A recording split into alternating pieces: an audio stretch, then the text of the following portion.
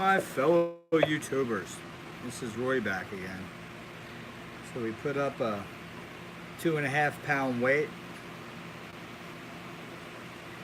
I got it on a 1/2 inch steel bar, and I'm noticing some pretty cool stuff.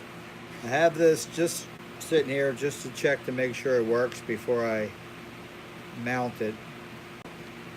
I plan on mounting it on there. I'll put it on that rod there. And this one's got a lot more torque to it than this wheel, and that's kind of what I figured, that this one here will definitely set it up good. Let's go ahead and get it going. This one takes a little time to get up. I can get it up to about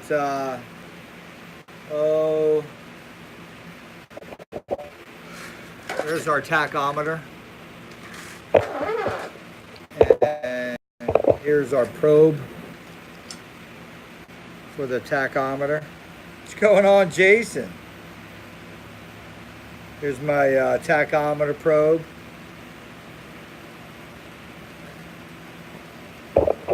Right now, it says we are at 2786.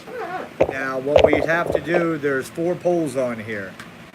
So I'd have to divide that number by the 4 poles, and that would be the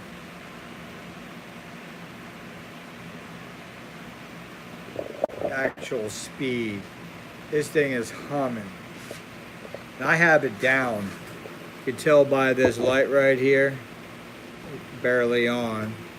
So let's go ahead and turn up the frickin' dial. And you'll see this light get brighter. And you still have a lot more throttle to go, but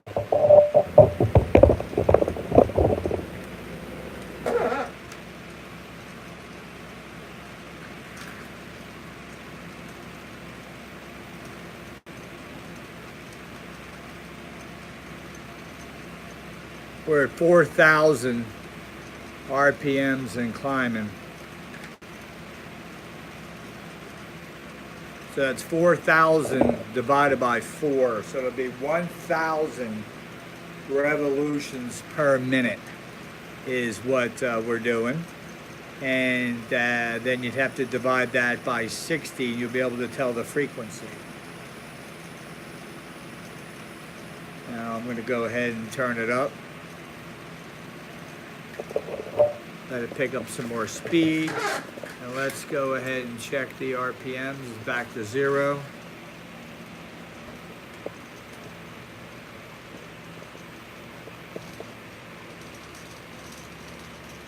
It's picking up speed. The whole thing's starting to shake.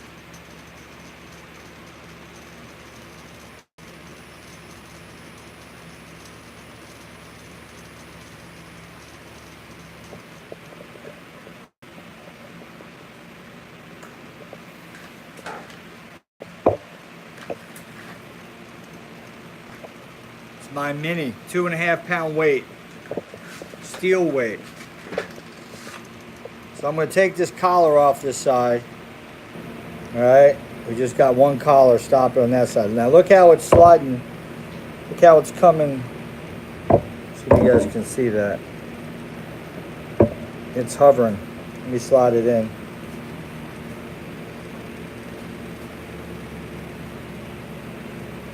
See that?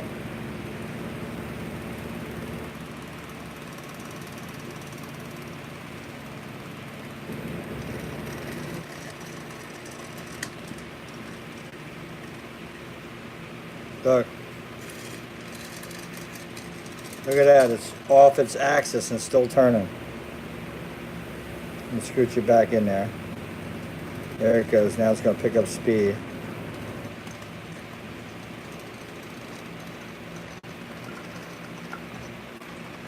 I want that. Can't wait to get this thing mounted.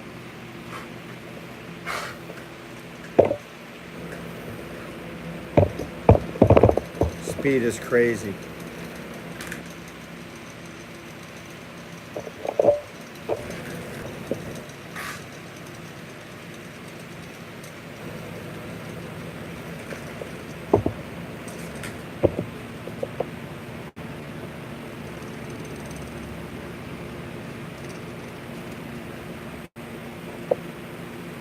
I think it's got a lot of gyro.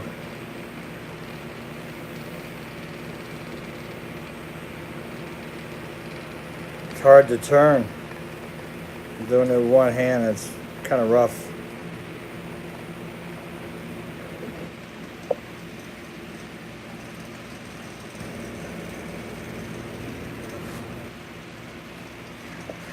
So we'll get this puppy mounted tonight. We'll do another live broadcast. It's picking up speed.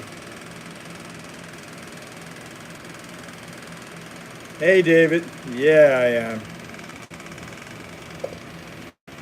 I wanted to make a gyroscope that turned on its own using the Bedini setup, and we're working on it.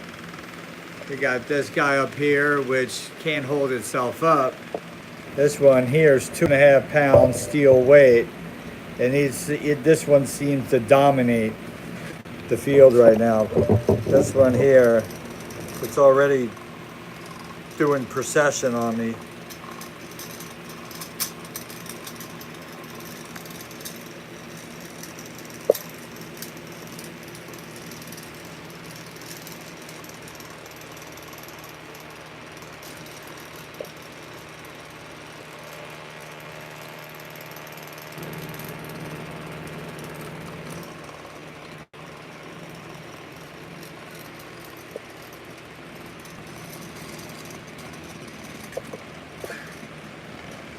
Picking up speed.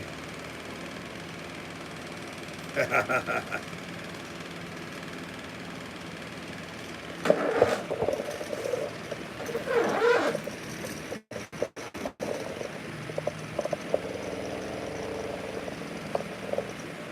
put a pulley end on there. Don't plan on turning the shaft, but I thought about that, if how much torque.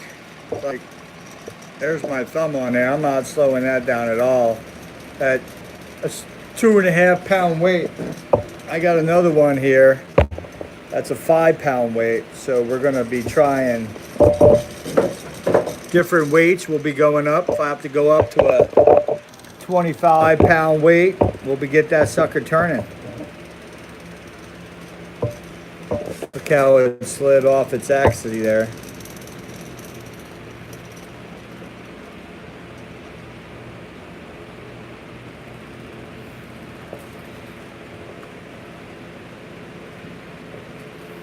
Yeah.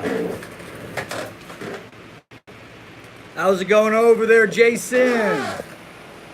Keeping busy? You're working, I hope. I had a little slow time myself. I played hard. See what the RPMs are. I gotta move that gauge over. This is great. Tachometer.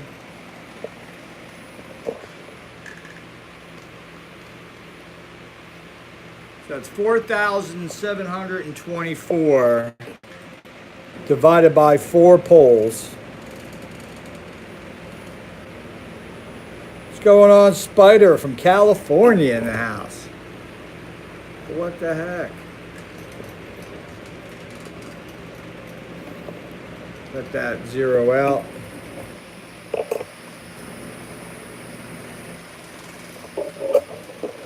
Back in New York. So we're 4,800 and climbing.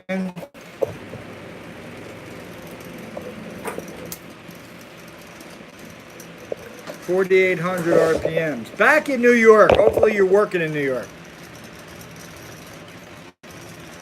Key thing in New York is don't spend any money while you're working. Somebody's going to get you there. Let them give you a per diem and pay for a place to stay. Joe Mama, Ventura County. Hey, Joe Mama, guess what? Back in 87, 88, let me see, 88.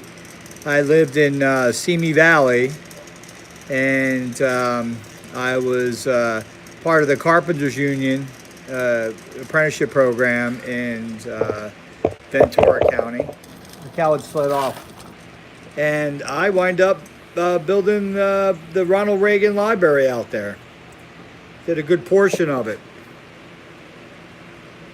Manhattan. So Joe Mama, I got a little history out there. Granada Hills guy. Oh man. I got a picture of me in Granada Hills. Where is that picture? Oh heck. Let me show you a picture right here. This is a picture of me back in '87, and I think I'm in Granada Hills. Right there in actually Thousand Oaks is where that picture is from. 1987. Thousand Oaks, California. We were building a deck for Tom Selleck. Lived in Thousand Oaks. Small world, huh? So yeah, this thing, let me tell you, it's got some good procession about itself. Gyroscopic action. You got married in '87. Wow, so I'm 57. How old are you, Joe?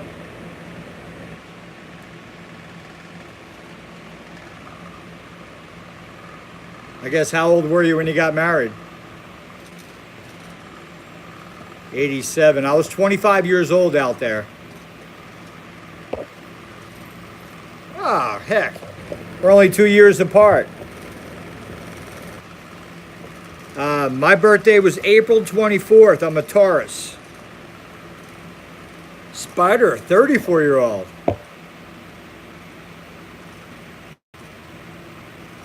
Now, this ain't no aluminum disc. This is steel disc.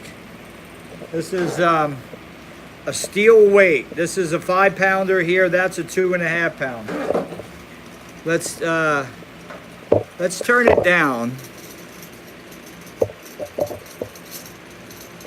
Get it to slow down, and I'll try to stop it.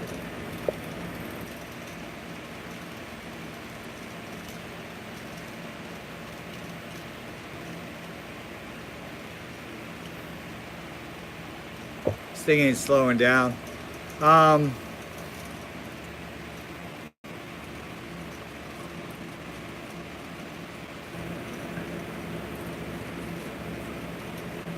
right, let me unplug. No power. Take the power off of it. So one thing I like about the steel weights, you ain't slowing them down. You get them going, they're going. So there's something to say about a steel disc. So what if you were to have a steel or iron disc that sat in some kind of craft like this and get it spinning so it builds up momentum and a sort of thrust about itself.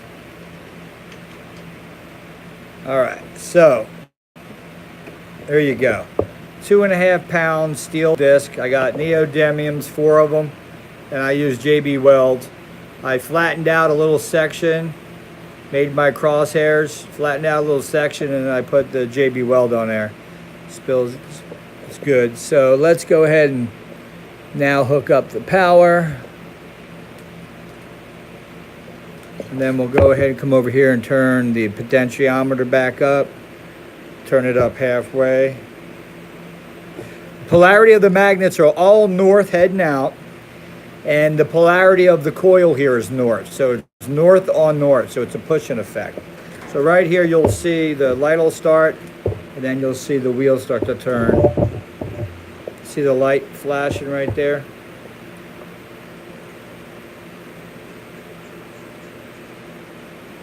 I know, that's what I was saying. One thing good about steel disc is that you build up a lot of inertia, a lot of everything. There's a couple things that go along with it. And that's what we're trying to do, is create like a gyroscope. This thing is humming. Lights on. Got it on halfway. I'll turn it down a little bit. Lots of inertia. That's why I wanted to build it so I could be mobile with it. And what I'm going to do is when I get off here, I'm going to put this coil on as well on this side. So tonight it'll have dual coils throwing this sucker. Let's check the RPMs.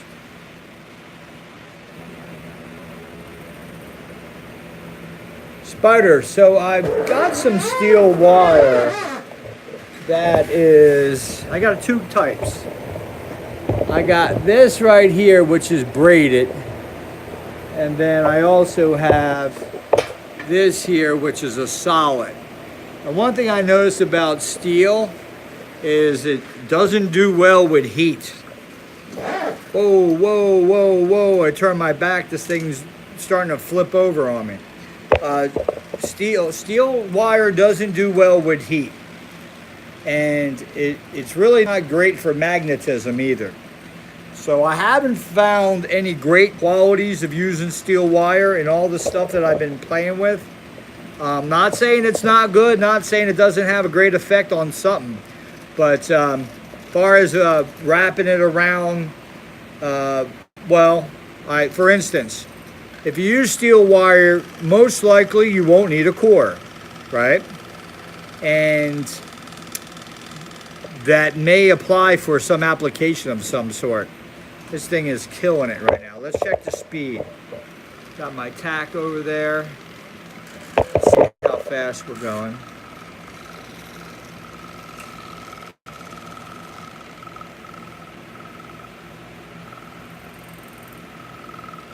Pretty damn fast. 4,931 RPMs.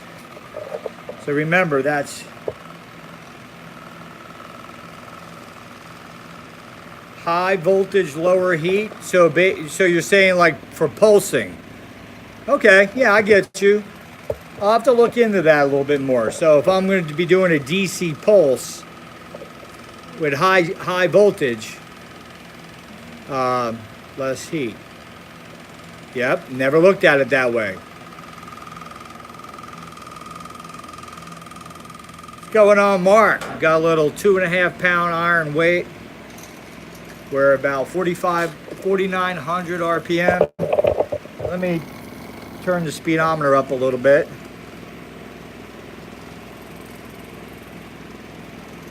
Just a little bit. Now we're up to 5,000 RPMs.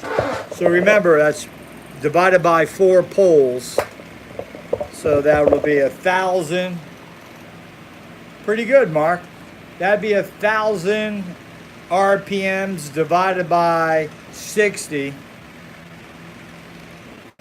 is the frequency. So we're a little bit over 100 hertz. About 125 hertz is our frequency. Is that not cool? 125 hertz is the frequency we're hitting right now. Let's check that one more time. Look at that. That's 0 right there. I'll hold the probe up.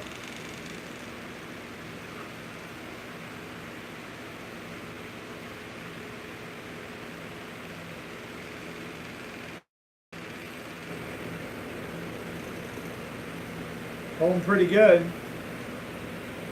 So we're maintaining 100 hertz frequency, and we're about 1,000 RPMs. And right now our pickup is, this thing is getting faster and faster. So one thing I do like is oh wow, it's got a lot of gyroscopic action about itself.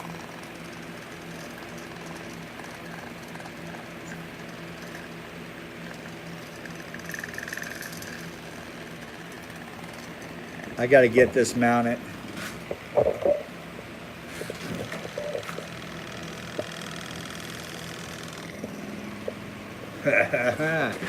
She's a humming.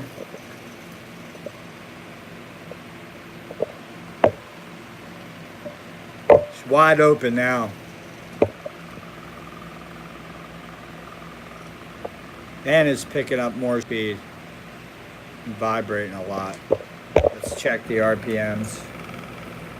See what frequency we're hitting it.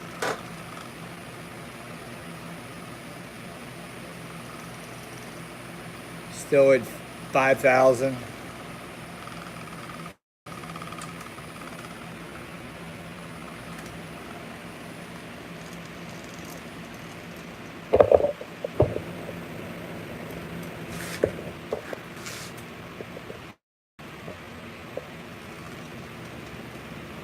Put it back in the magnetic field. I got this one loose so I can play with it.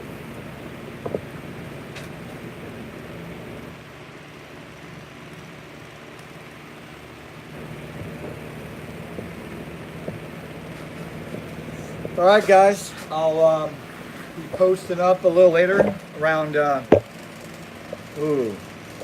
my daughter's got a football game tonight, so, yep, she plays football. Touch football, flag football. Girls against the boys tonight, woohoo! Yeah, I probably won't be able to post tonight, it'll be tomorrow night, Friday night. Go ahead and shut this thing down. So I've turned that potentiometer all the way down. Let's see if it gets the speed down. I can tell it's not shaking as much. You can see how close I got the core to the magnet. That is close. Close reveal. And don't be looking at the edge of the iron because the magnet is out here. So I got that potentiometer all the way down to where the light's not even flashing. And this thing ain't gonna stop. So it's down at its lowest speed I can get it. Smooth though right now.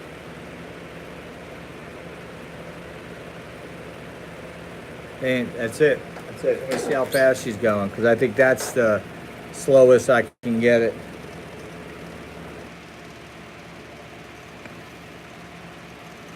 $4,400 RPMs, and that's the bottom of the potentiometer. That's a 1K resistor, the potentiometer. There's 1K variable. Interesting. All right, guys, leave your comments. Hopefully you enjoy. Stay tuned. I have to get a little cleanup going here. Oh, these right here. Good ass pickles. Hot Italian dill spears.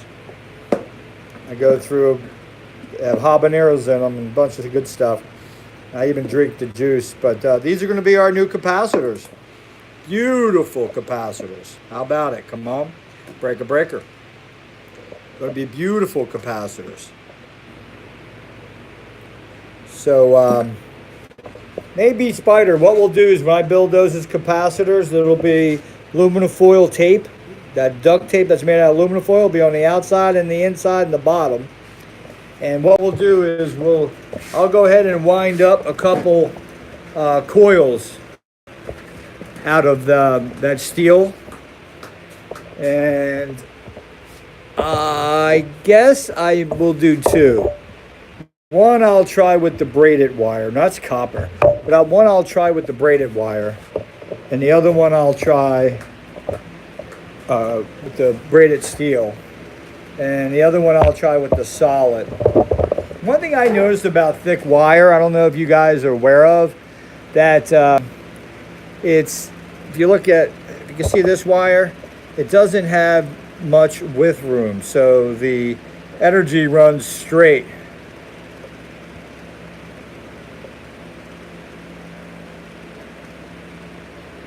Gotcha. The thicker wire as like 12 gauge, 14 gauge, 16 gauge, 18 gauge, 20 gauge. The wire's real thick, so the energy kind of like is loose and floppy in there. And what you kind of want to do is write it up. And that's what I've learned about the core as well. Like I'm using these laminated cores. And what I realized is when you do laminates, you're welcome, Spider. When you do these laminates, it keeps everything individually proportioned. And that would be the same if you used braided wire or if you used thin wire. Of course, you got to be aware of your current, because you can't, just got to look on your wire chart. It'll tell you what your maximum current is for the gauge wire, but it'll also tell you your maximum current for your pulse of that wire. And you'll see you can go up in current exponentially if it was pulsed. That's why, Spider, when you had mentioned high voltage, right away, I'm pretty familiar with high voltage. So, so there I know you're dropping current, you're going up in voltage, but you're dissipating the heat because of the current is brought down. That's why steel wire with, like, I go back to Leedskalnin's writings where he's talking about steel wire is a lot stronger, but every time I ever put DC to it, it just heated up. But I didn't really put the 2 cents together on why the difference between pulsed and straight current. What's going on, Honda? My boy Honda over there. Well, send them over to me, Honda. You got a lot of great thoughts.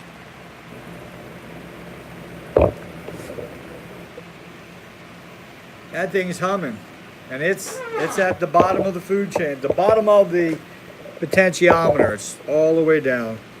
Light's not even coming on. We're maintaining a great speed. Let's check that speed. So basically, you can look at this disc as well as right now we're at 3,800. 3,800. You can look at that spin of the disc as once you take the RPMs and you divide it by 60, you get the frequency in hertz. All right, guys, we'll be back online. Leave your comments. Thank you.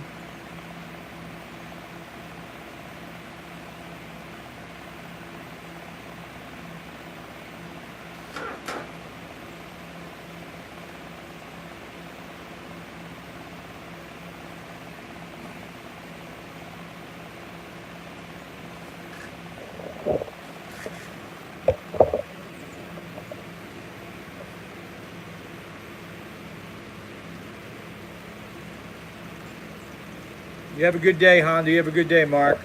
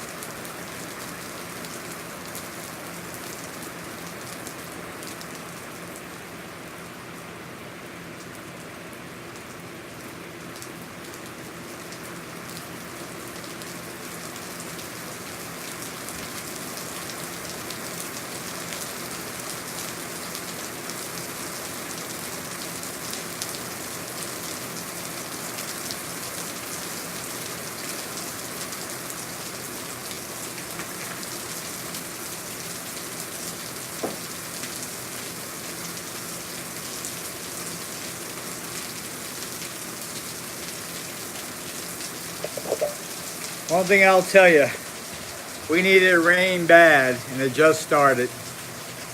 My pool's been evaporating quick. You got it, Honda. I will pass them on.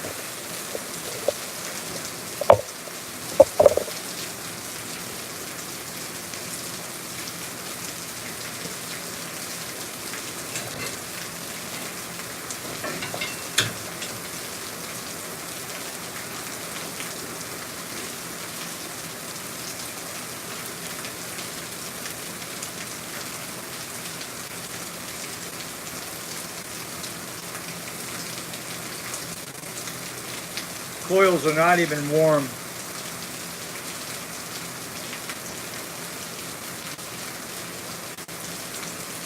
Oh yeah.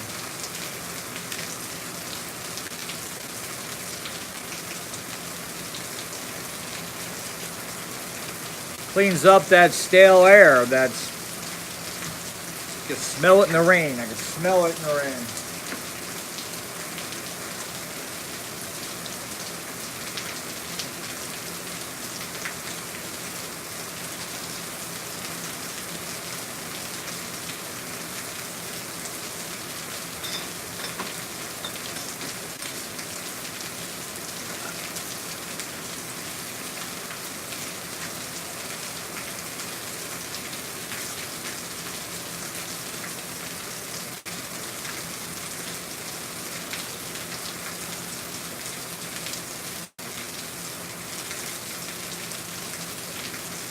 Gotta like Mr. Lord Calvin.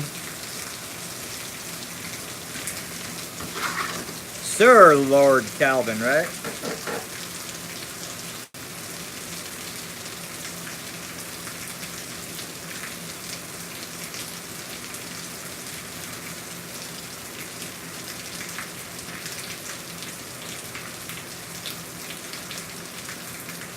I guess the true question is, how much minerals does the rain catch as it's falling from the sky down to the ground? There's a lot of dust particles in the air which have a charge. Water's supposed to be neutral.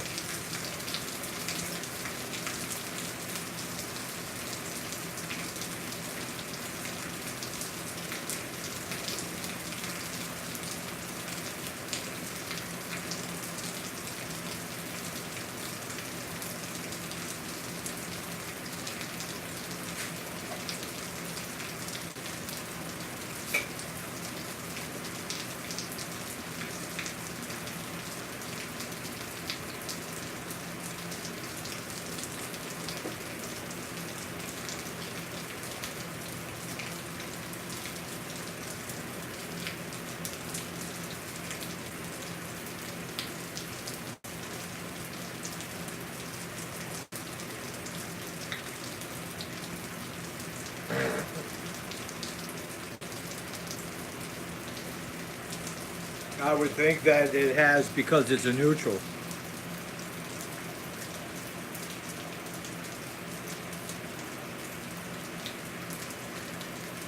Yeah, I'm into alkaline water big time. So what I would say is rain to me has always been aesthetic because it hasn't had a balance to it. All right, Spider, hit it back to work. The rainwater always been aesthetic, not because anything wrong, but just because it's pure, and the minerals that it doesn't have. Take it easy, Mark. I mean, Spider.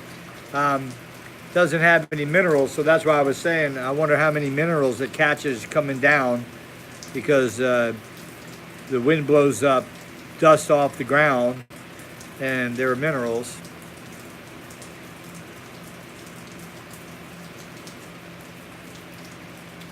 Yeah, it's that Tesla static you were talking about. So then it balances itself out when it gets to the ground and isn't as acidic as it was when it first came down, meaning that it was a positive charge. So yeah, Lord Kelvin says it's stripped of its negative. So wow, that's pretty interesting, Honda, because I always knew that since I got into the water that it was positive, and not thinking, just thinking because it hasn't had any contact with minerals. If you ever take two containers and connect them together with a sponge and a tube, and you put a positive probe of your car battery in one and a negative in the other, was it like that? Positive, negative? Yeah, I think that's how I did it. And you'll see little bubbles come up, and you'll see that one container will become alkaline water, and the other container will become a little yellowish, which is acidic water. And the molecules, the hydrogen and the nitrogen, I guess, split.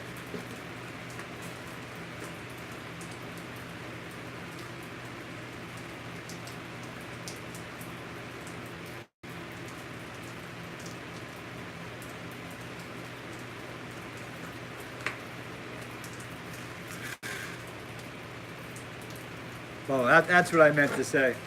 Sorry about that. Yeah, the oxygen and the hydrogen split. So you got oxygen as alkaline side, and your hydrogen becomes your acidic side, which obviously the hydrogen is a plus and the negative is a or the hydrogen or the oxygen is a negative. Thanks, Mark. I had to go over there and look at the periodic table and catch myself. So it's not shaking right now. It's on the lowest form. It's got good speed about it.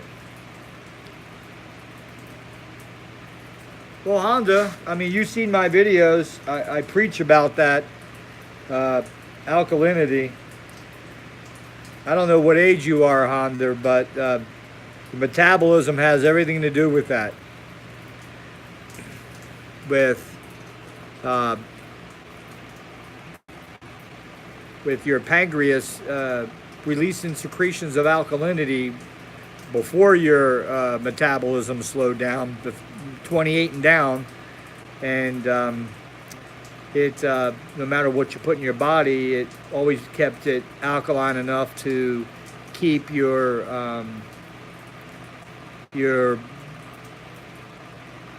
cells in a negative ion. And what I mean by that is that you have to have in your bloodstream, you have to have a negative charge. I think it's minus 25 millivolts, in order to keep healthy cells in your body. And then in order to repair cells in your body or replace cells in your body, you have to have a minus 50 millivolts. And in order to accomplish that, you'd have to have a good balance in your body, in your, we'll call them batteries, in your body that is able to replenish that charge for themselves to reproduce. Pretty cool stuff. What's going on, Jason, in the house?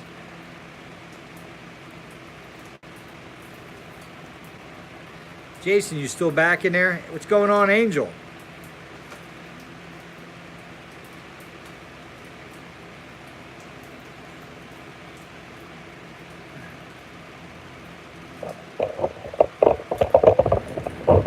Let's go ahead and turn the speed up a little bit. You can hear it.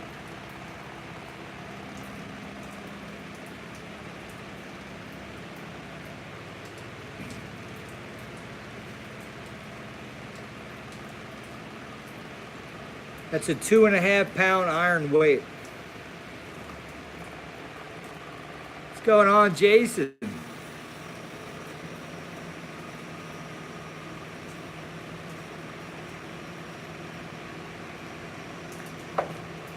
So I made 2 discs. This is a 5 pound, and that's my 2.5 pound. And this guy is screaming right now about 5,000 RPMs. And I have 4 poles on there, so you got to take that and divide it by 4. So about 125 hertz, as well as 1,250 RPMs.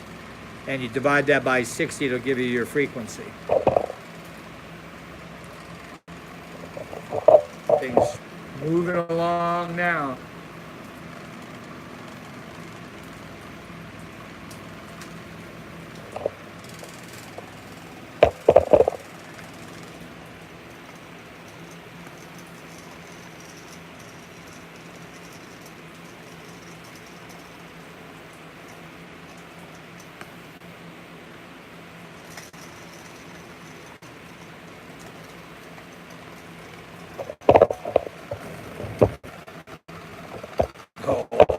Oh yeah. Let's see how fast we're going.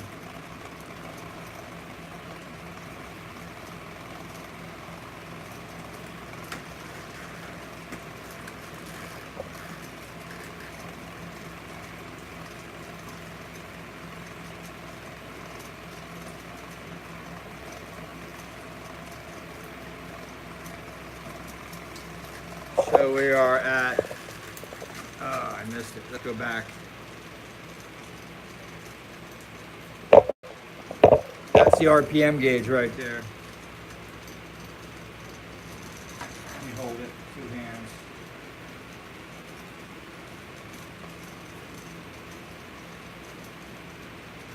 $51.74. That's the RPMs divided by 4.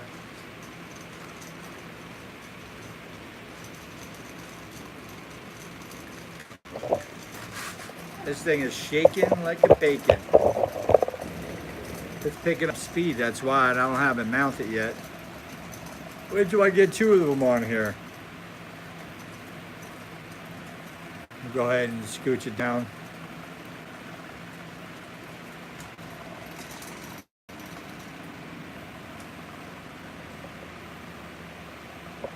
I know it is.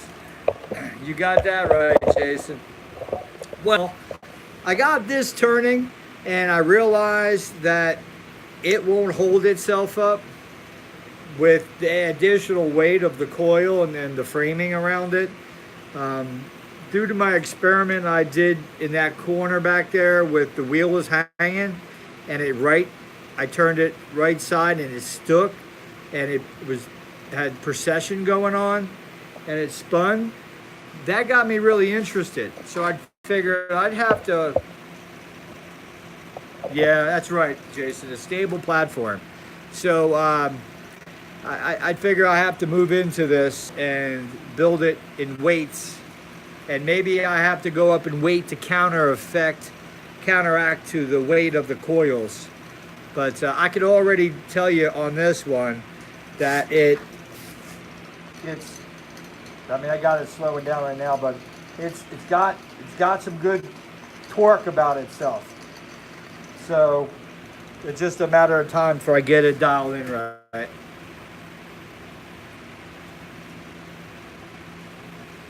Yeah, I like that. Sort of how we have motor mounts on cars, right? But right here, I just sat it on the batteries, guys, just to pop out a quick vid because got it really going good, and I'm about ready to hook it up onto that pole there. And with the new command center here, I'm gonna set it up right to where my DC motor controller will control the voltage going in. And my other variable will be the resistance that I add to it through the potentiometer. Then I have my little light right here, which tells me the pretty much the heartbeat. You see the light getting brighter. And now you can see it'll start picking up speed.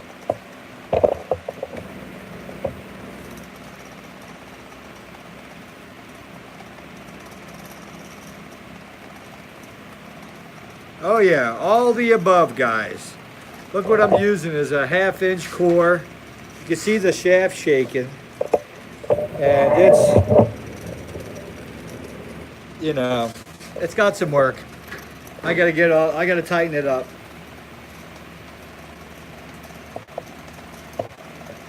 It's getting faster and faster.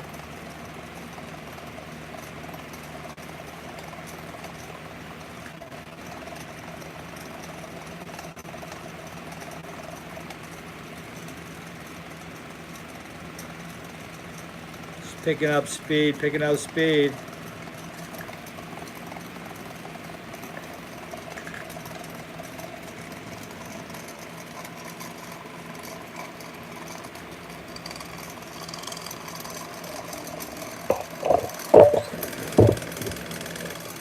Yeah, oh shit. It's really picking up now. 2.5 pound weight, guys, going 5,000 plus RPMs. Let's check out the RPMs. Yep, 5,000.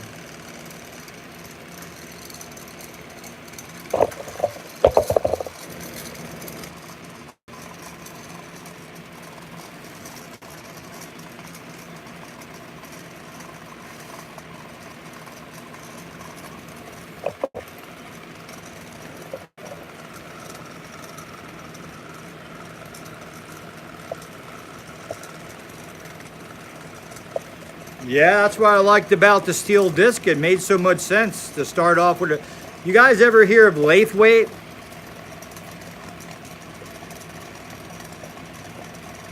He was a gentleman who was working on linear motors and also gyroscopic events. And to me, he didn't, I'm picking up where he left off because he didn't have gyroscopes turning on their own. And that's what we have here, is real serious gyroscopic effect.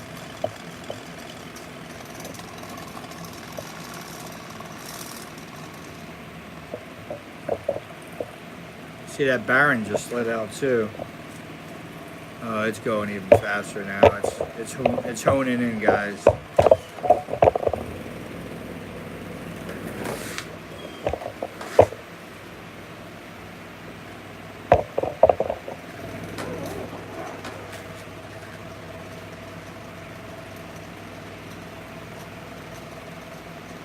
I guess let's put on the O-scope. Maybe we can check on the back spikes, maybe.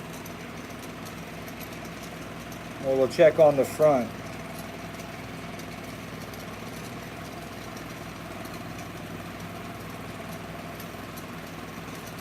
Let's check the back EMF.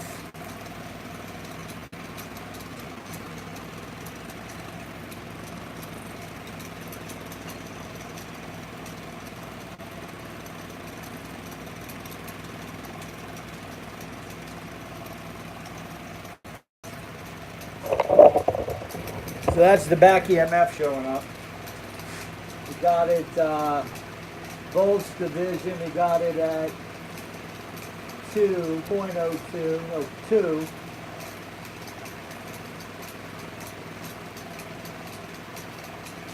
That's a mess. That is a mess right there. Let me get out of that one. Let's check it on the...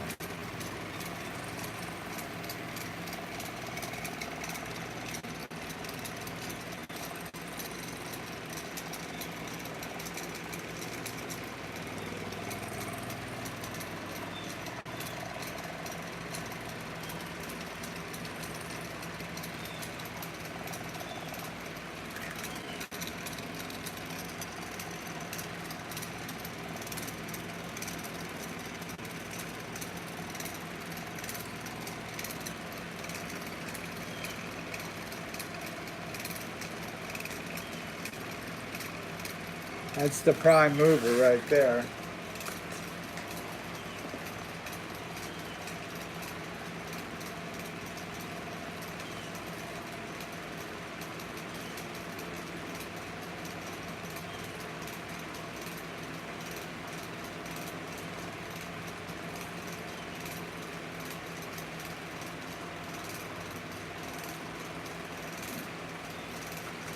That's a big serious dip it takes in that oscilloscope.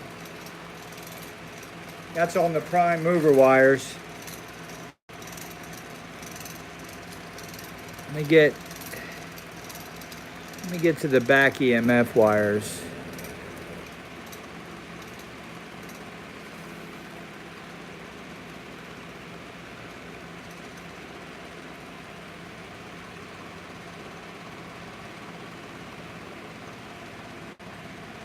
So basically now I'm going to go into I'm going to pull off the voltage.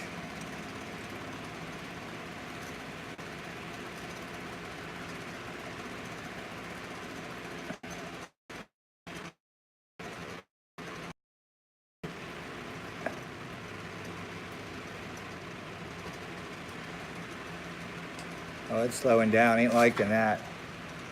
Now that's disconnecting the charging battery.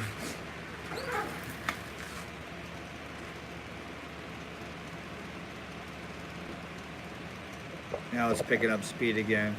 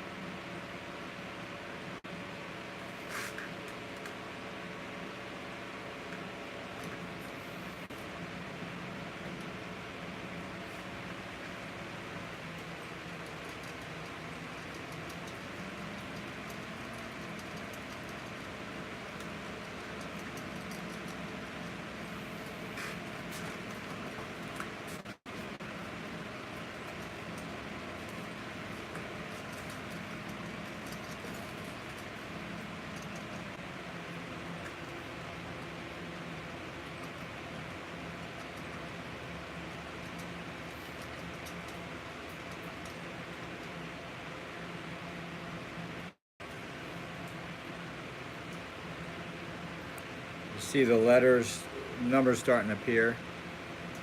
Let's see if it picks up speed. Yeah, it's picking up speed. It'll disappear. You'll see it look like it's going backwards.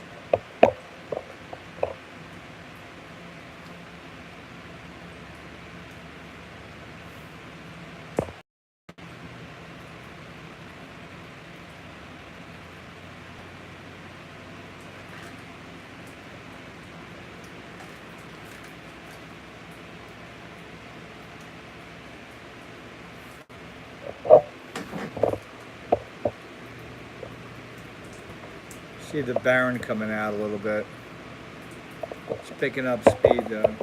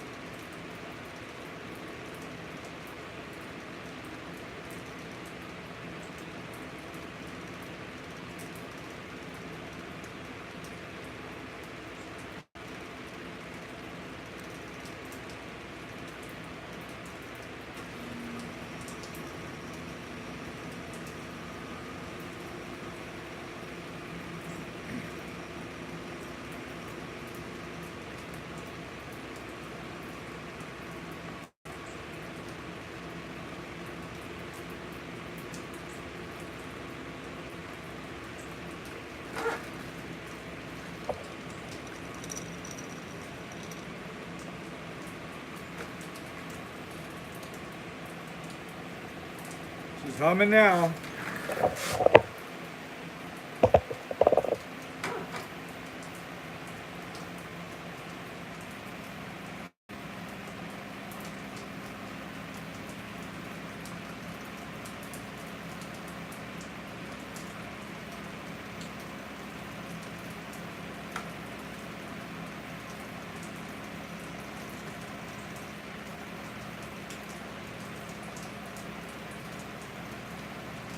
It's okay, Mark.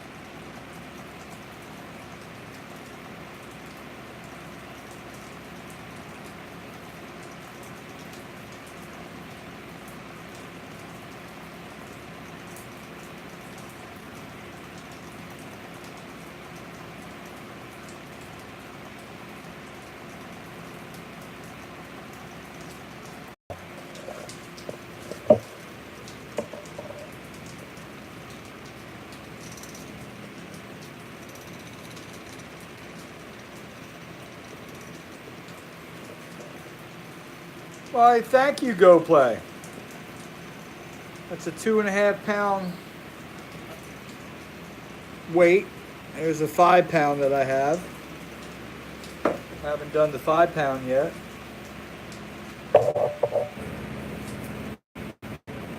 It's going to be our new gyroscope.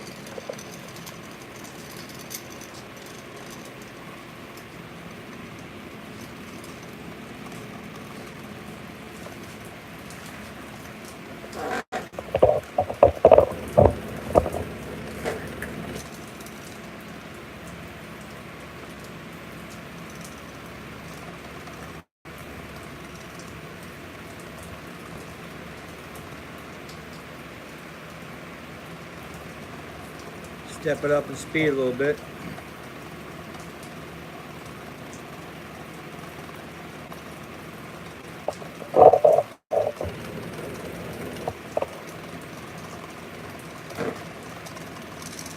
Yeah, I just put it together. I gotta make some mods to it, some modifications. It's let's check the speed. It's probably about 5,000 RPMs.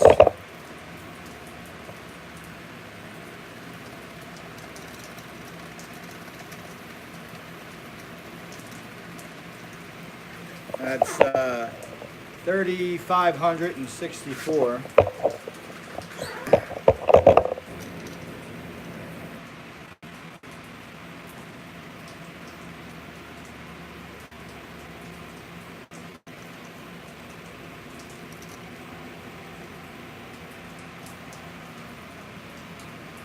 Now we'll step it up a little bit. And that light's bright right there. It's the beat of it. You can lower it or faster it with the potentiometer. So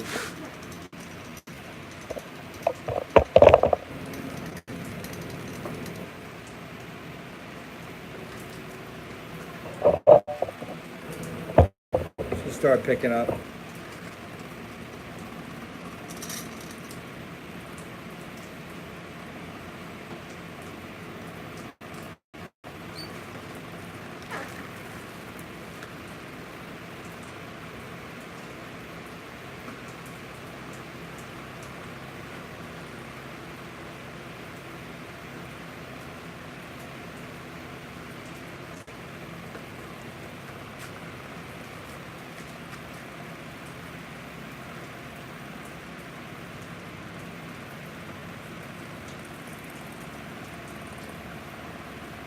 Up to 4,300.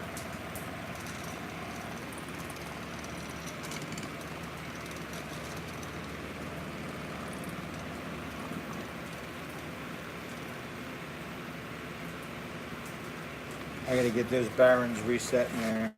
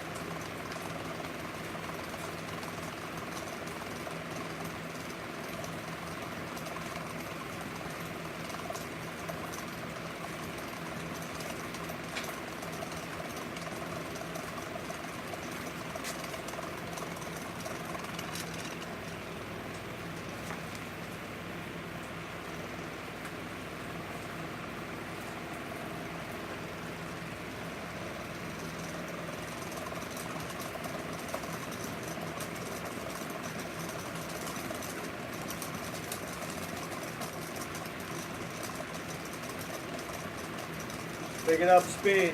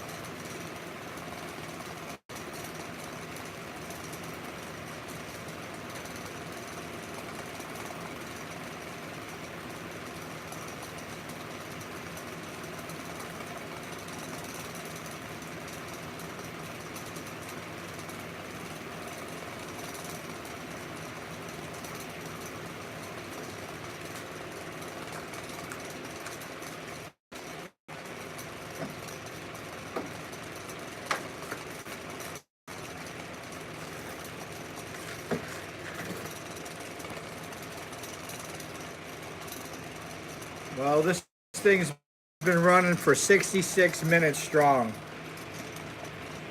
I'm gonna turn it down, take the shake out of it. Now I just lowered it. I'm going to show you over here. This potentiometer. See the light go on? So the brighter the light, the more resistance. That's a 1. And I'm going to go down all the way. You don't even see the light. And this thing will hover about 4,000 RPMs. Now remember, the 4,000 RPMs, you have to divide it by how many poles you have. So I got 4 poles, 4 neodymium magnets on there. So it's 1,000 RPMs. And if you divide that by 60, you'll be at, let me see, 100 and, I'm thinking 120, give or take, RPMs per second. And you convert that into frequency, which when you divide it by 60, you're converting it into frequency, but it's also, you know, like your speedometer is 60 miles per hour. And you divide that down. Same thing here. So you can see it's slowing down. Thank you. 16.6.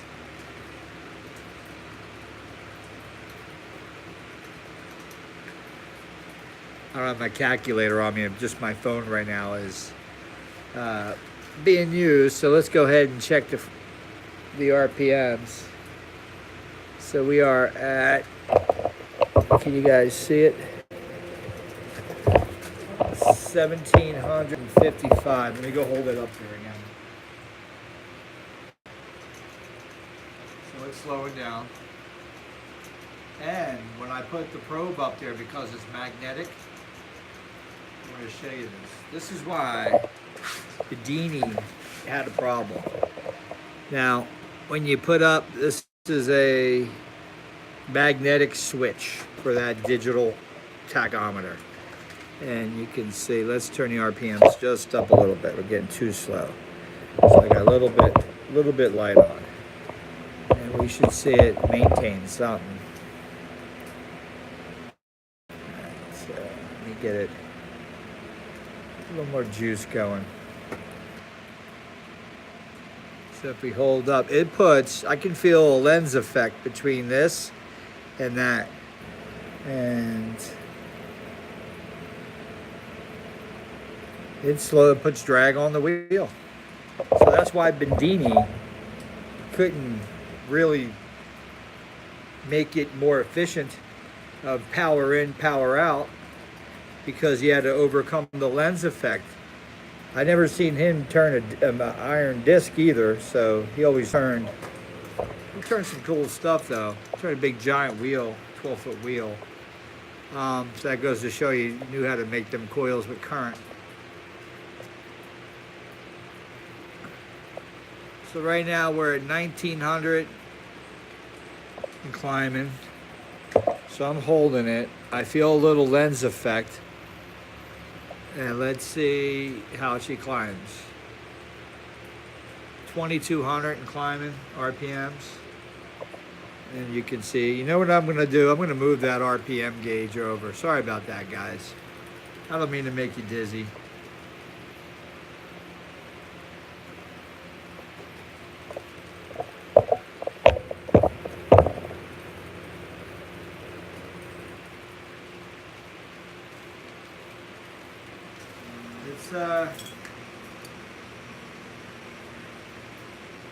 It's gaining all by itself over here.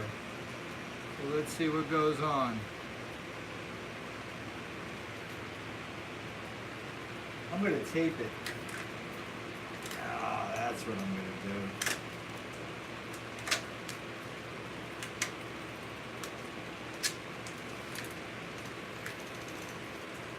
We'll do two things to make both of our life easier. One is I'm going to tape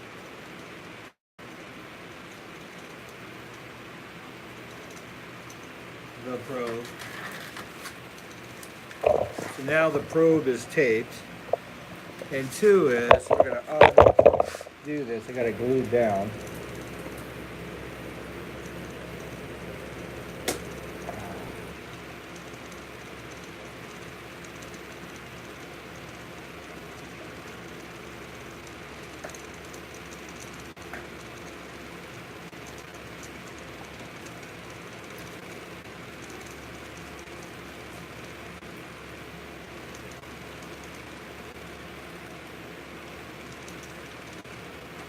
Get it back on. Ooh, not good.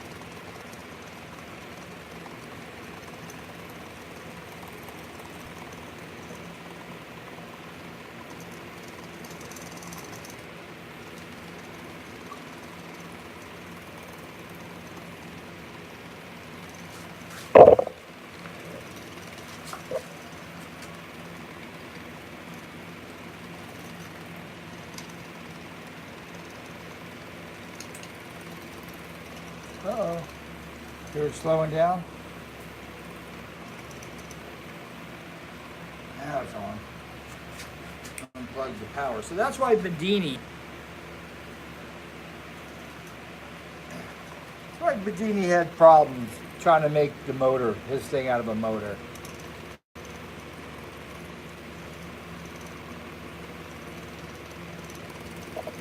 He said he's got a lot of torque. Well, that all is all based on how you build it. Here's your RPMs. Woo! Let me tape that a little bit better. Now let me tell you what's going on. So, we're adding some resistance, if you want to call it.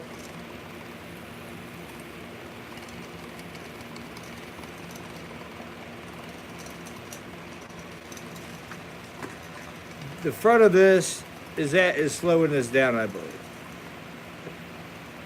Let me see if I can back it up, get less lens effect. And let's see where it still, that is zero out. We'll take it away. It'll zero itself out. There it goes. So let's try right here. Are we getting anything? Nada. So if we're at 3.0 now, what if I go closer? Let's see if it goes up. No. All right, so that means, uh-oh. Something happened. Something's unplugged. The wheel is stopping on its own. What just happened? Houston. Something had to unplug. Check coil.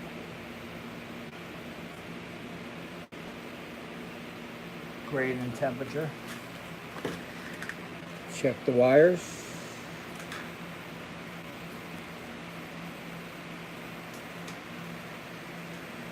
Transistor's even cold.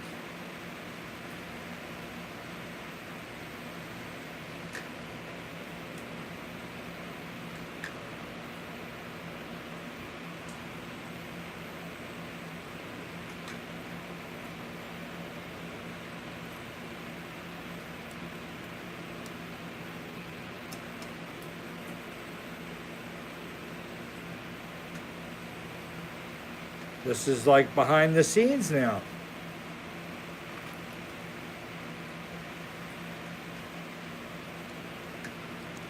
You got to do a lot of reading. But listen, when you do the reading,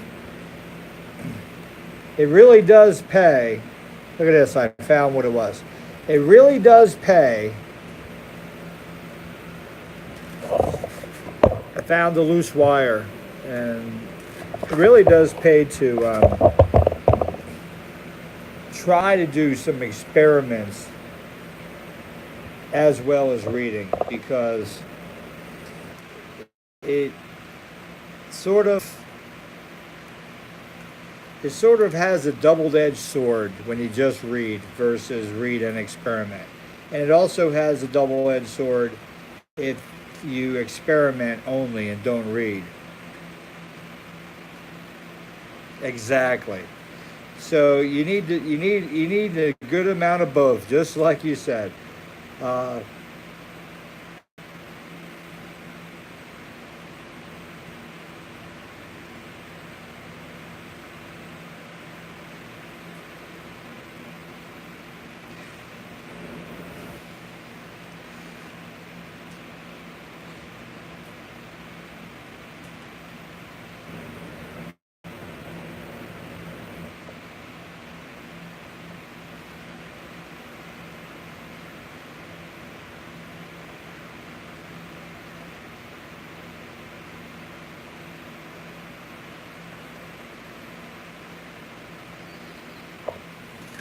Breaker one time.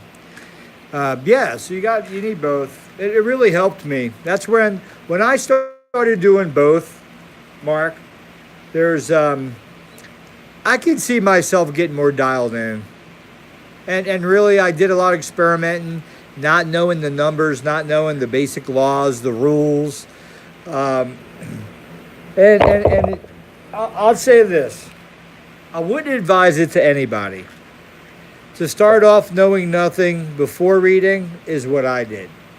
But, oh well. And I guess I would advise is read up, get your basic rules down, your laws, your lens law, and your get into Mr. Amps. Get into Mr. Volts,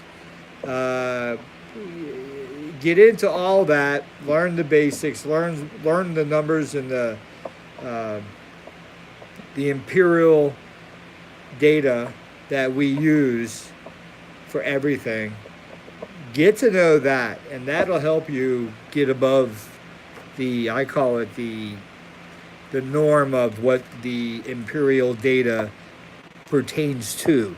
There's a ceiling, I believe, what it pertains to, even though it goes outwardly, expands the imperial data, which is all our knowledge on electromagnetism, magnetism, pressures, going across the whole thing with the dielectric, the ether itself.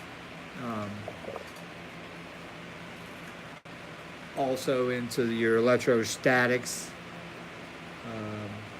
also how we could, as humans, can take an energy, one energy, and we could give it a bunch of names because it has different parts to it.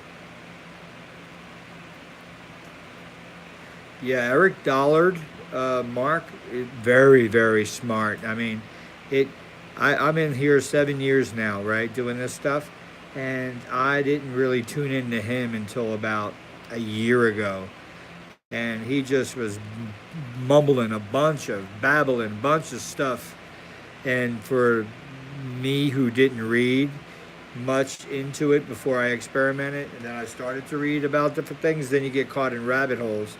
I realized that Eric Dollard, when I went to him last year, and what he was talking about was everything I already experimented on. So I got to make sense of what I was experimenting on based on what he was telling me I was doing. And it's phenomenal that a lot, And he worked for Bell Laboratories, I believe. He did a lot of stuff, and then also, you know, there's myths about him and things he didn't do, and Tesla stuff. And I don't get caught up in all the stories on the what if, but I do like the adventure, should I say? And the adventure to me would be that he was into something. I'm into that something. What does he know? And I love that. And that's what everybody. So you guys are watching or listening to this video, you'll get that I'm into um, stuff that sort of seems to go away in 50 to 100 years. It's almost like we have a 60-year look forward or look behind kind of mental attitude, human beings. You guys ever notice that? You ever notice that if you look at your dad's family and your mom's family, and then if you're into any of their families, then your own family, just look at what they remember. And they had a long life. Exactly. But what happens is that what's old is new and what's new is old again. It's exactly it. And the problem with that is things go to the wayside, and that's what I meant. It's like it was thought of and it went to the wayside. It was thought of and went to the wayside. So with Tesla and with Marconi, I mean, they were still dabbling in the same type of stuff, electromagnetic waves, and they were battling the same type of work. So think about it, it wasn't just Tesla.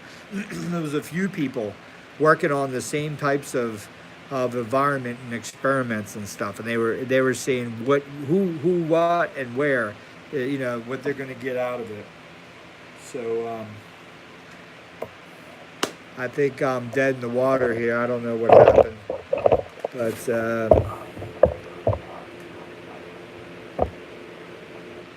what could it be now?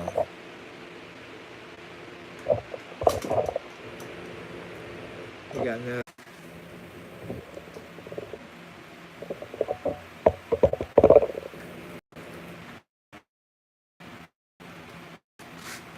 I ain't going down like that. Insane, I tell you. Who does that?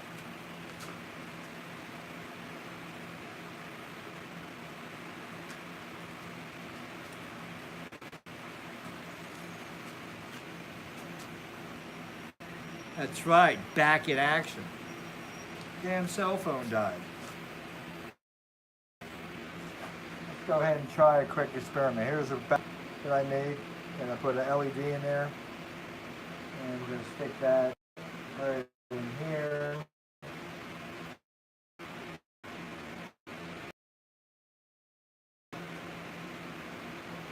Do it like this.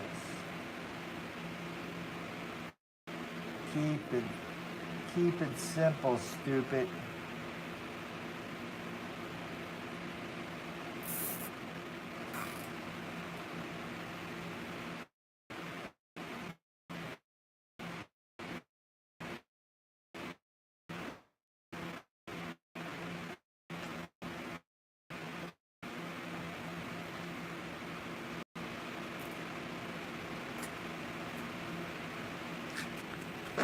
All right, so if you've been watching, who's got in or whatever, you can see I moved over the tachometer. Oh, we have to put up the probe, so let's do that. So here's the probe. And I think we can be back here with the probe. Put that there, and we'll get it turning and see. All right, so we got the coil wire. We got this LED. And remember this, when you put a load on something, I already said that this tachometer magnet there, it puts an effect onto the magnet here, and it has like a lens effect. So it slows down the wheel, puts a little drag.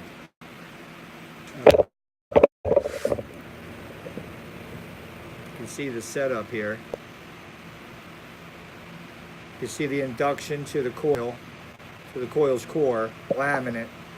That's the tachometer. Then you got your coil, which I bent around so the magnets, neodymiums, go through it. So I guess I can hook up. What can I do here so we can get some numbers? Maybe we can look at one of these meters. All right, we'll go after the top one. So let's turn that one on. And let's run that LED through the current side of the meter here. What do you guys think?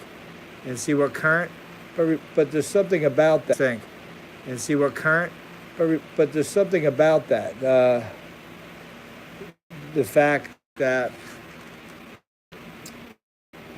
your wire and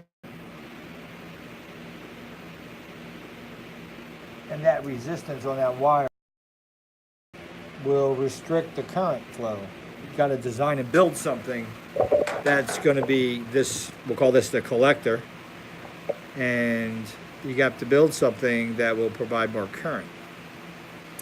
And we already have a rotating magnetic field, and we're driving it through a bifilar, and we're catching the back EMF of the driver into this magnet, and we're driving her into this magnet, and we're driving the wheel with this magnet with this battery, and then we're driving the wheel with this battery. So we're charging this, which I should hook up.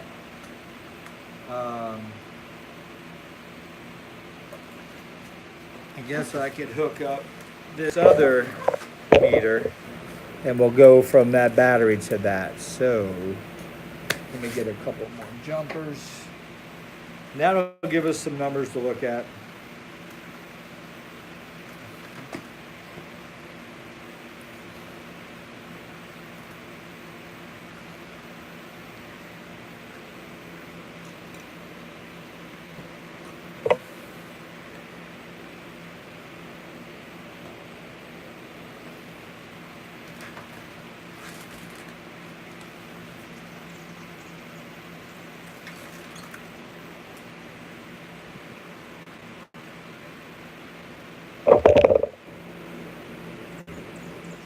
All right.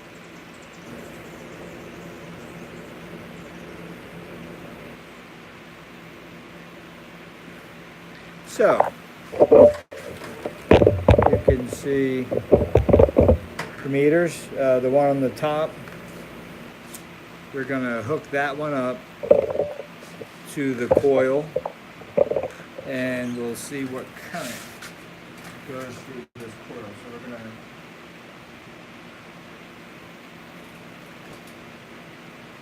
go ahead and disconnect one side.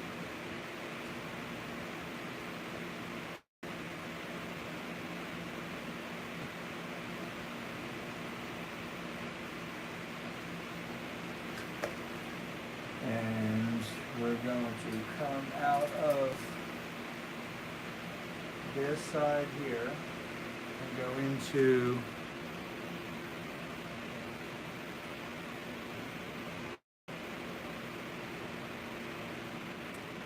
the one side of the meter, and then we're going to come out the other side of the meter.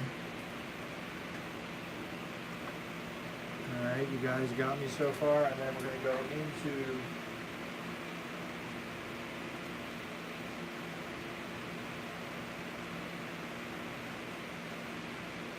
oh no, I've just seen a flash of light. Let's get this thing turning. Well, you can see the flash. So let's get this thing turning, which I think we're ready.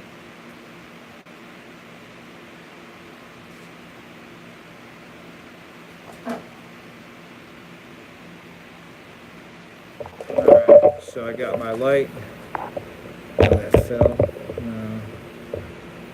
Unjunkingly put together here, which I don't like. Get a piece of tape. Alright, so right here, that's my throttle control off of my potentiometer.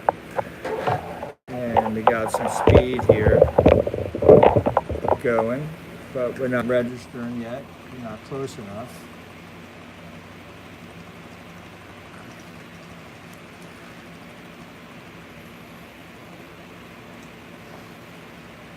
Alright.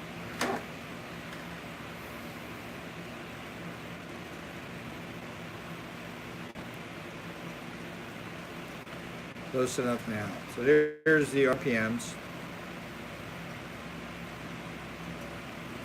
I don't see anything coming out of here. I think I blew the light out. Oh.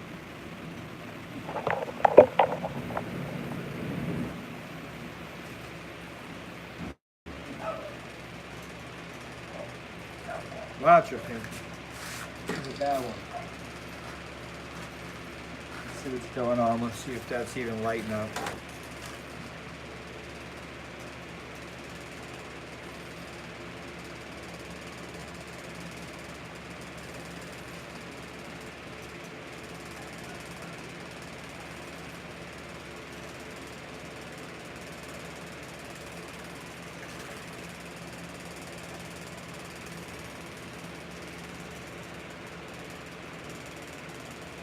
Yes? Huh? Alright, text me when you're there, son. Love you. I don't have anything on. Imagine that. I know that's not the RPMs.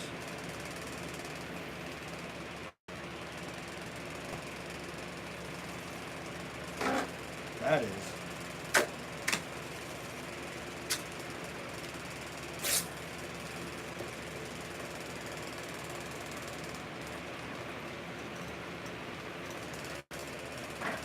All right.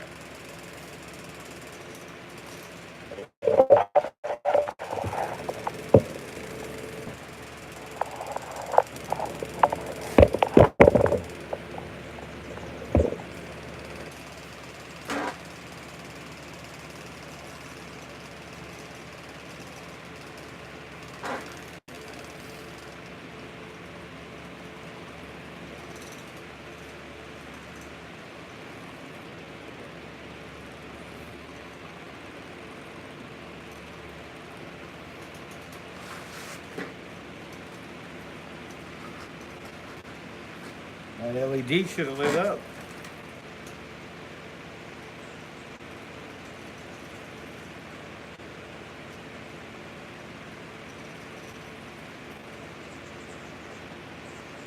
Nullified. Wonder why. I didn't check it to see. It did it on the bicycle wheel. If I had to guess, I would say it's not cutting the field of line right. So that means I'd have to move that coil and rotate it around to see if it would.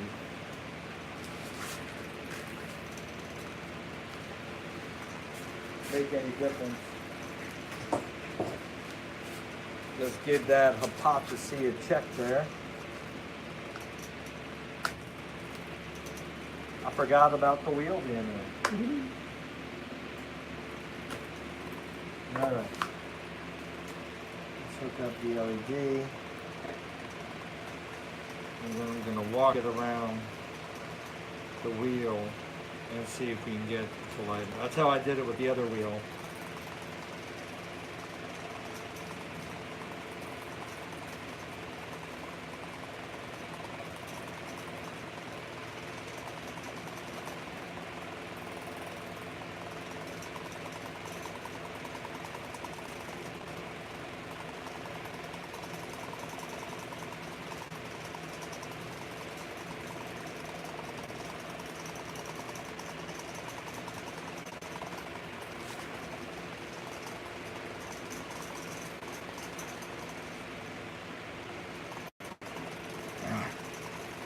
that's the way I had it on the other wheel. These LEDs are diodes, so they're pole sensitive. So I'm flipping the two wires and keeping my fingers crossed because it should light up the LED. There's no reason for it not to. I have a smaller magnets here. That's the only thing I could be thinking, but I'm thinking it was the cut lines.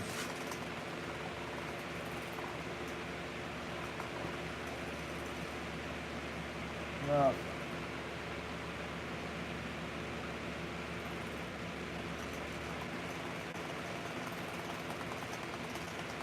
Nothing.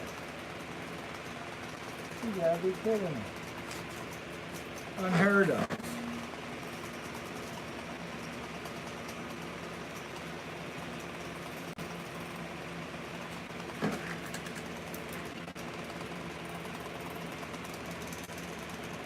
LED on, hold on.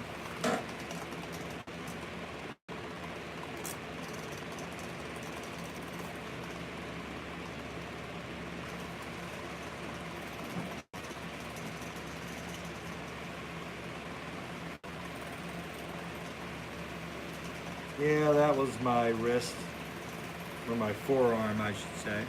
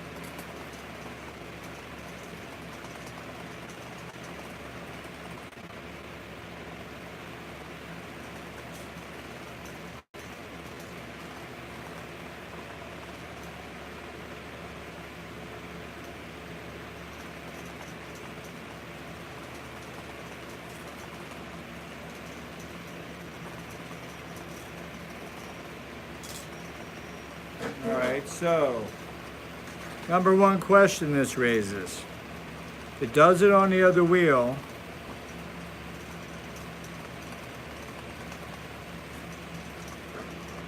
Could the iron, steel disc here be affecting that this coil should be lighting up?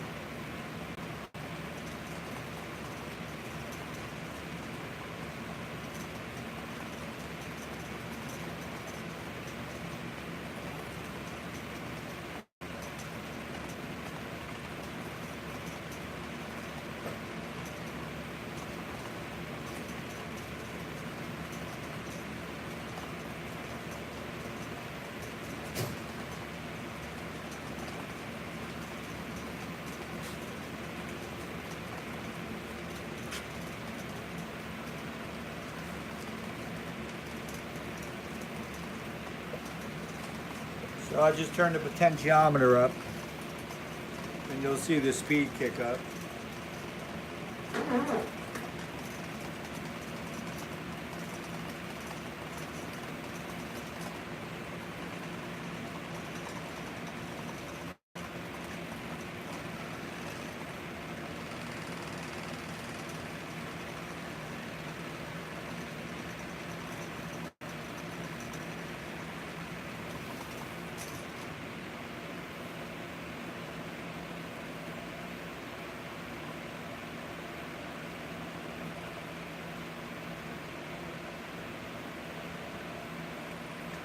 Hi there.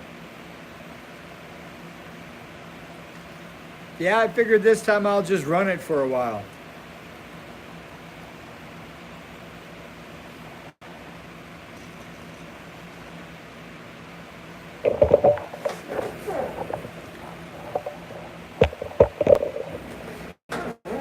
So I just had a coil set up, but I tried it on the other wheel and got it caught up, so it fell apart on.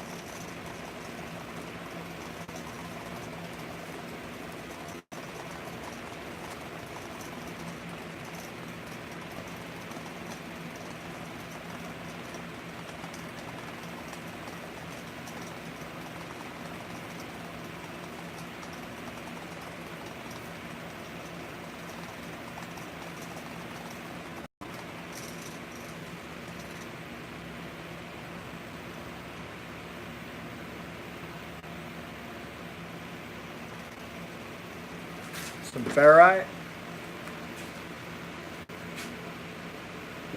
I guess you're ferrite for a pickup coil, right?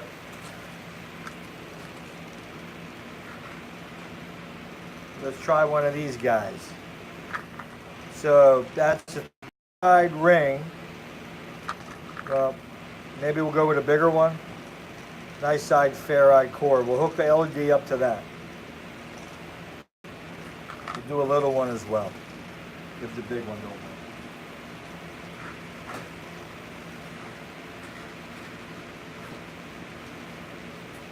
work. Alrighty.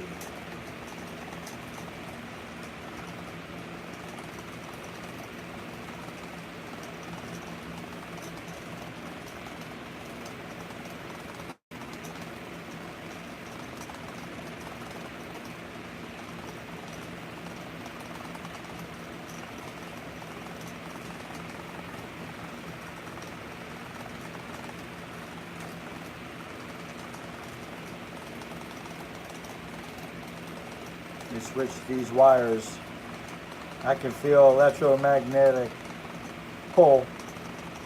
pulsating through that ferrite, so it should have no problem lighting up this LED. But like I said, I think it's pole sensitive.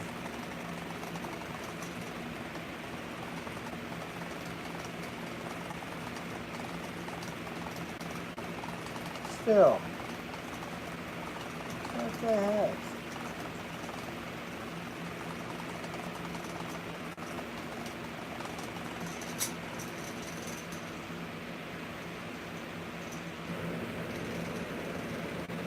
Man, what is going on? All right. Let's try this. Since let me try this little one. I'm thinking maybe I should, I don't know, I never needed before, like a bridge rectifier. That'd be crazy. Why not have a bridge rectifier?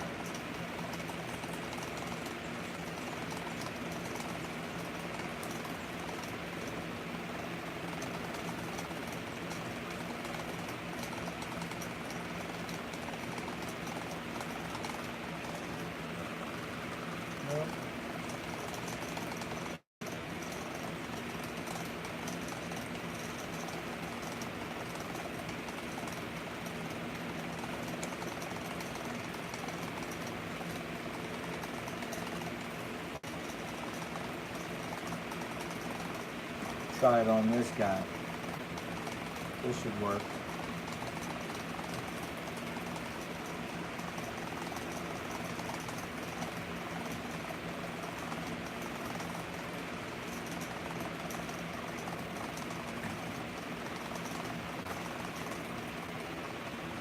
So now we're going into an iron core, which should throw it out.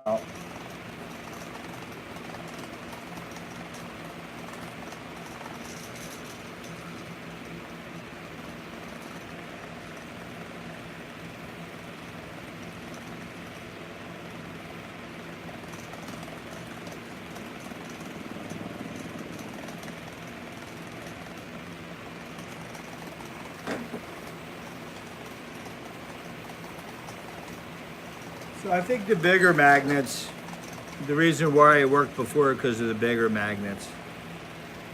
Here you can see we're going into an iron core, and I'm putting a load on the wheel. Let's look at the speed and see if it goes down. Yeah, it's dropping.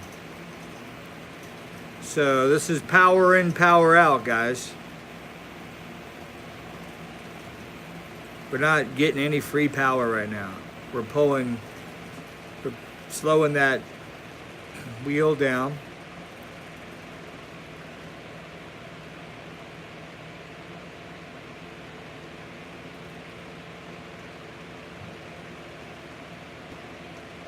It's not stopping the wheel.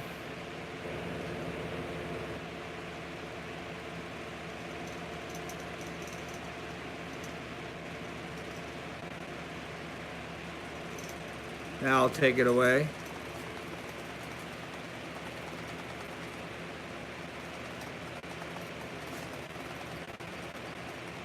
Power in, power out.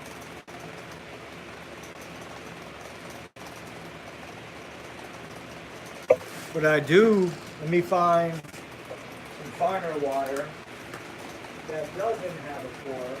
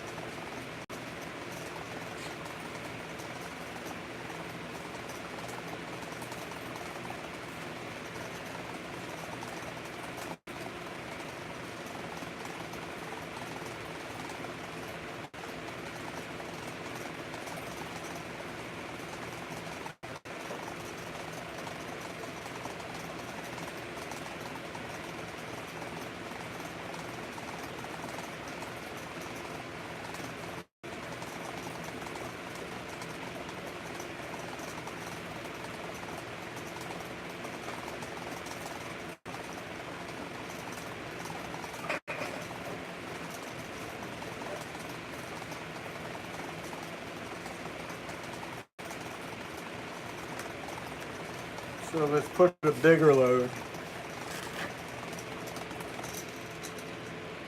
Bigger load on. This is a 4.5 watt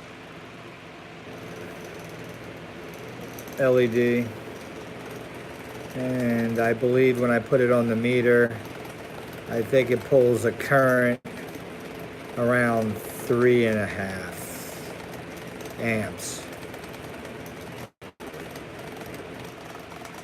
Well, maybe that's not right. I gotta check that again, but let's see what this does.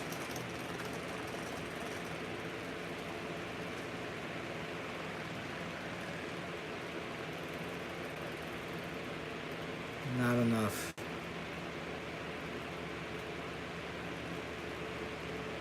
Not enough to get it going. Takes 8 volts to get that going.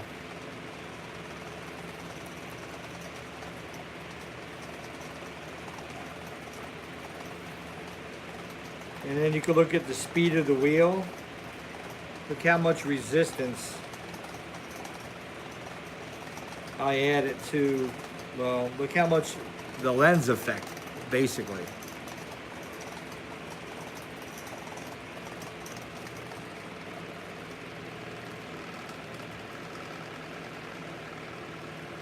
Slowing the wheel down, no lights lighting up. But I bet it'll light this LED up.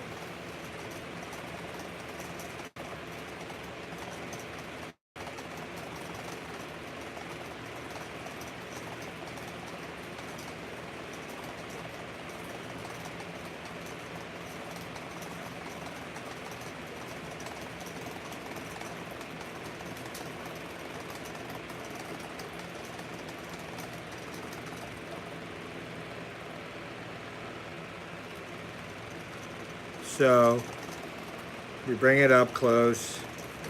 You can feel the lens effect on the wheel. Let's get the wheel up a little bit. Speed.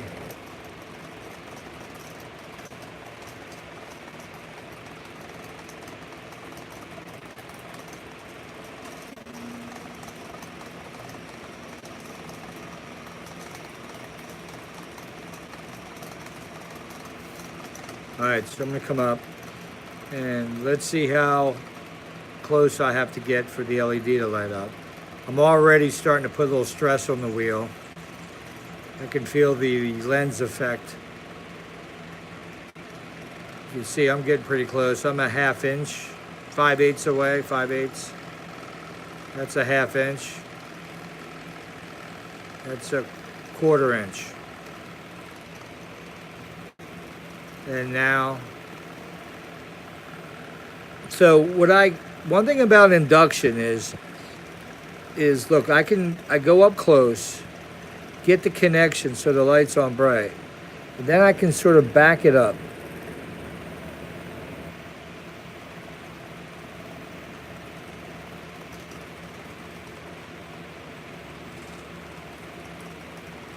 Nothing. So on the magnets, there's 4 of them, and the norths are all facing outward. So the souths are facing in, and you would think that it would be something, but no, it's out here. But you can see that I can get close, get it bright, then I can back up a little bit, and you can see it get dimmer. You almost can stretch out the connection inductively.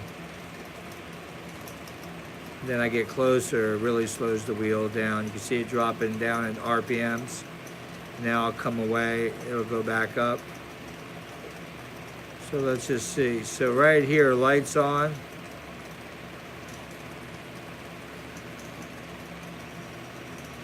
Lights on, let's see if we're increasing speed or not. No, we're in that area right now.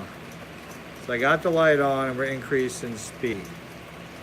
So now I'm balancing out the lens effect.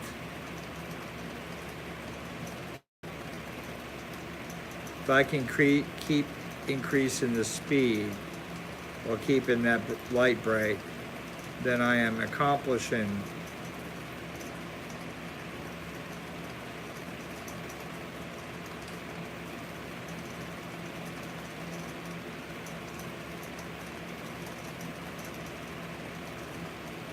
the Newman machine.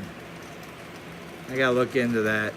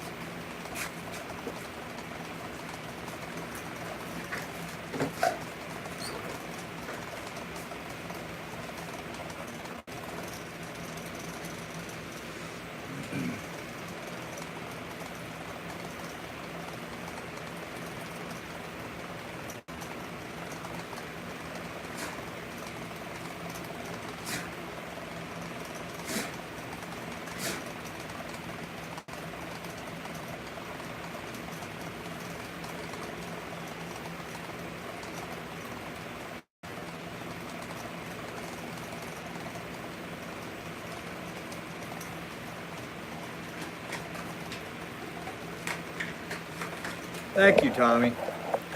So I just put the potentiometer all the way down.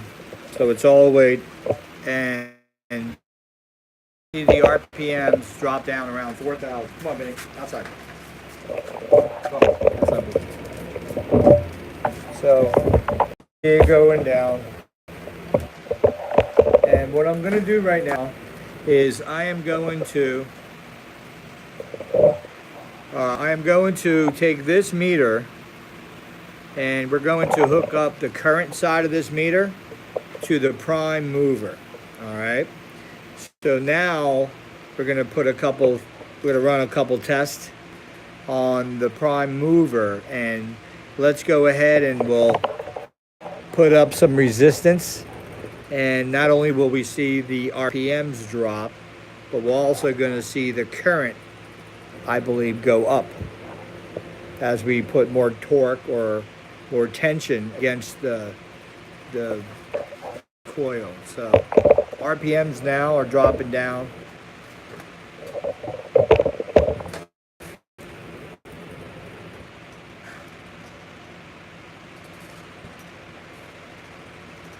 Kind of just get it rolling.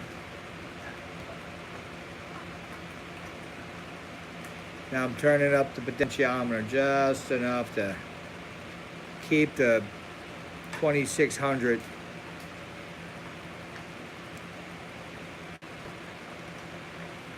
I'm going to keep it at 2600. So I'm going to adjust the resistance to keep the speed. See if that's possible here.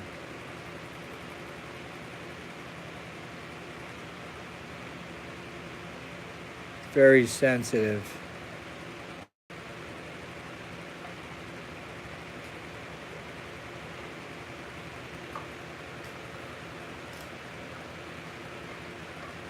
Yes, he did mention 2,000 revolutions. Now I'm climbing too much. I gotta drop it back down.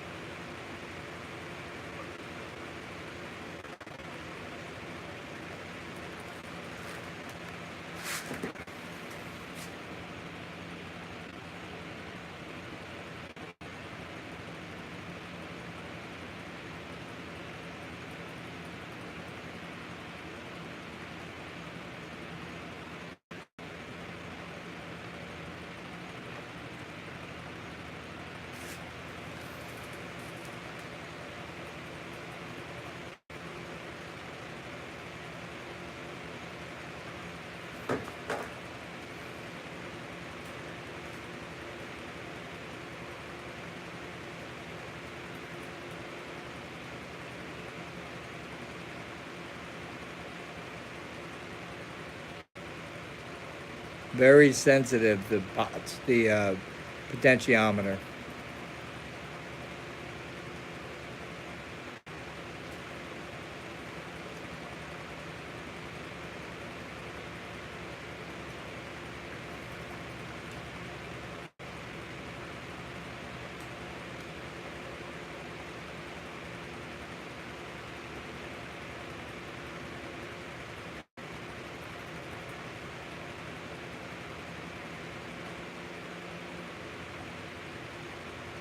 I guess the hard part is that you're dealing with revolutions, speed. So the wheel actually has to slow down before you turn it. And then once you get it to go up, you literally have to slow it down, and you're dealing with speed. It's not easy.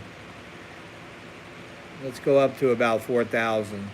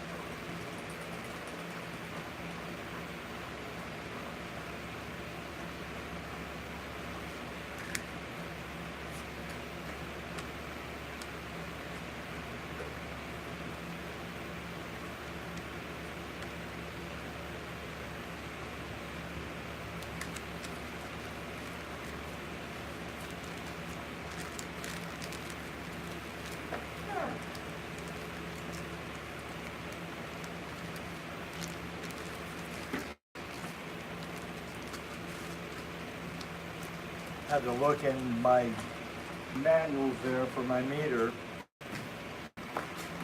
to see how the meter works.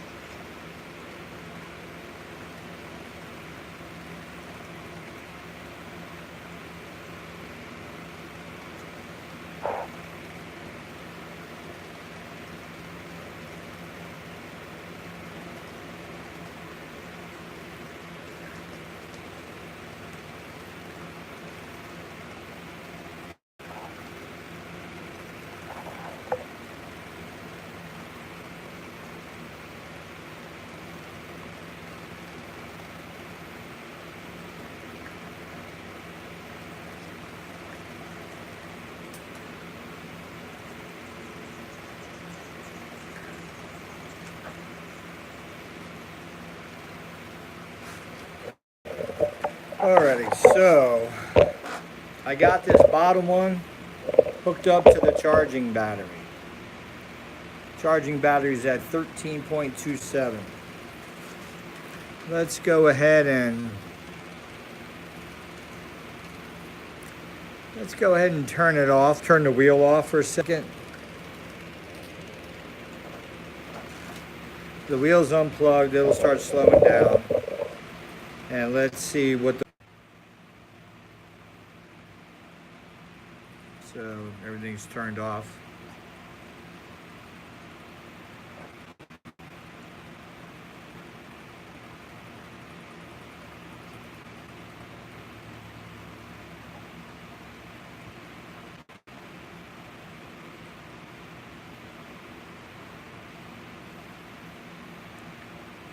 What I'm going to do now is we're going to come off of this voltmeter. The voltage is coming from the battery. We're going to go ahead and put a load on here, and we're going to then disconnect it from the battery. And I think that this will probably flutter different voltages, but we'll see. All right.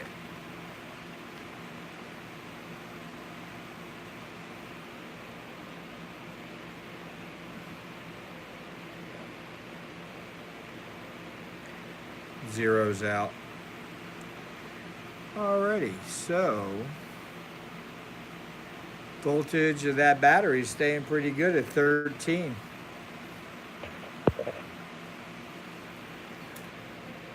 Let's go ahead and disconnect that battery.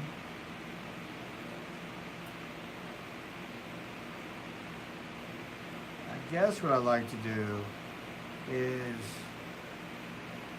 we'll come out and go into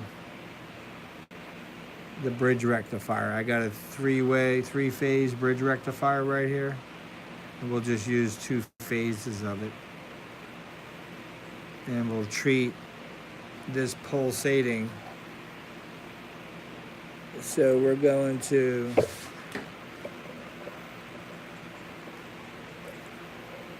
come in, that was the negative, and then we'll come in from the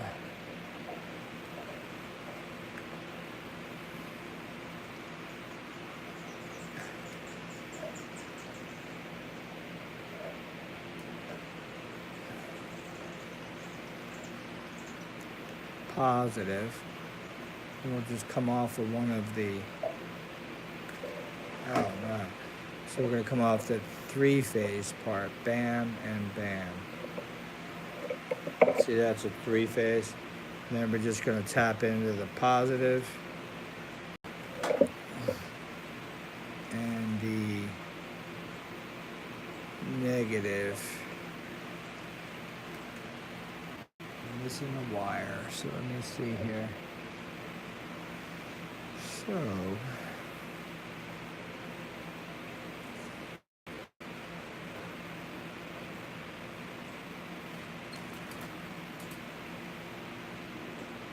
putting the power back on. Oh, still disconnected. So let's see. We don't have a load on yet. Let's go into the bolt here. So if we put a load on here, it'll think the battery's hooked up. We're going to fool it.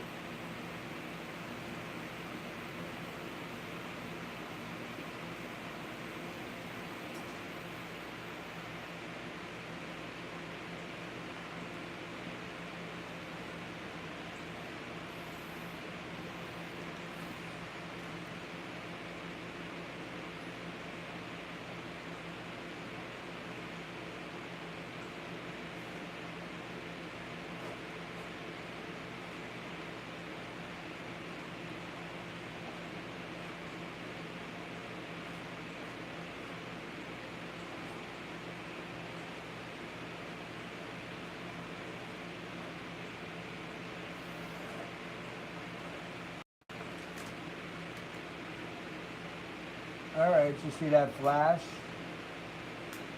That's telling me it's going to work.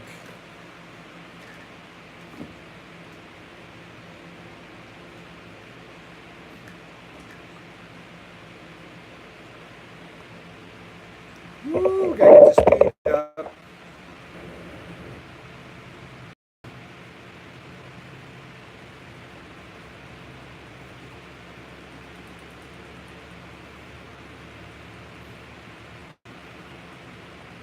Hopefully we didn't blow it.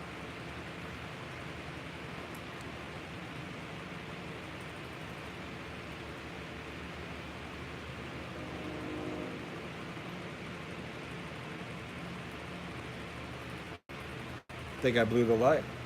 Shut the front door.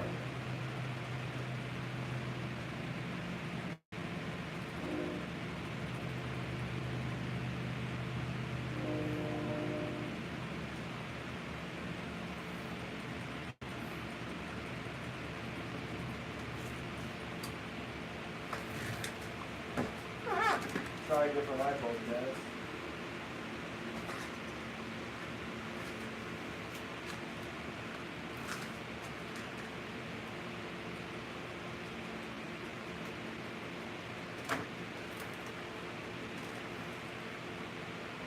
Uh-oh.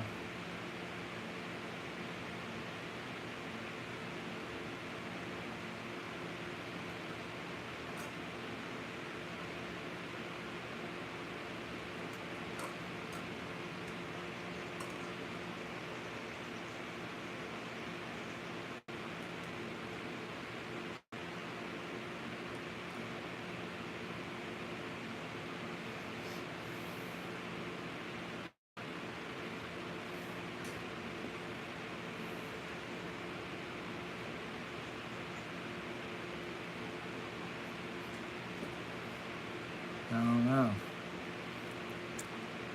Something's not happening.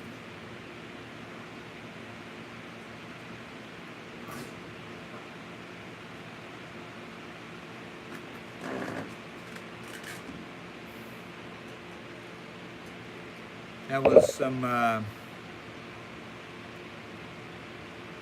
transistors burning hot. That's what happens when you start monkeying with the wires while it's running.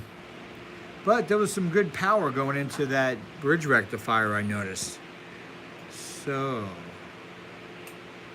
gonna have to investigate into that.